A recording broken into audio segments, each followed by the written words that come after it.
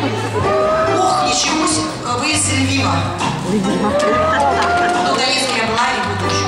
Я спою, конечно, что вы говорите? Забить места для балкона. Какая вы молодец.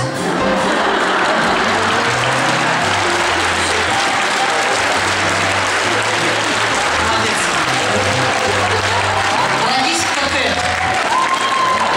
Ну что, давайте перейдем к следующей части. Мы готовили для Украины эту песню. Девочки стали ее учить, потому что я очень хотела, чтобы они выучили.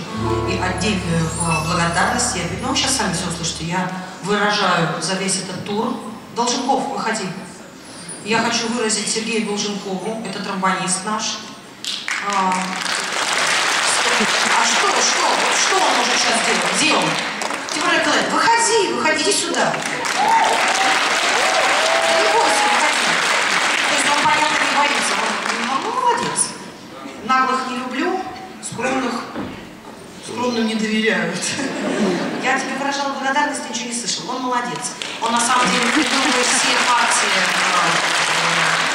сложные партии для дудок, если это для... Слушай, ты не кричишь, ты посмотри, через руку я могу сказать, что я могу. В общем, он действительно очень крутой чувак, вот что я могу сказать. Он молодец, и недавно, буквально не то, сколько 3 года с ним работаю, но недавно мы были, кстати, у вашего президента, вот, и пели песню «Девочка», и в этот момент они заиграли проигрыш, сегодня услышите. И в общем, на этом проигрыше я чувствую, я ну, так сильно-то не плачу от инструментов, тут они так заиграли, что они меня прям, знаете, какой-то клоуна потекли. Меня так вот за кишки аж взяло, это молодец, выражаю тебе благодарность, пока только усну. Ну ты понял меня, да, если я при всем народе.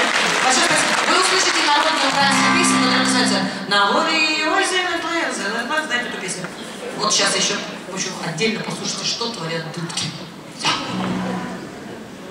Да круто играют, чего? Все круто играют, но они отличились.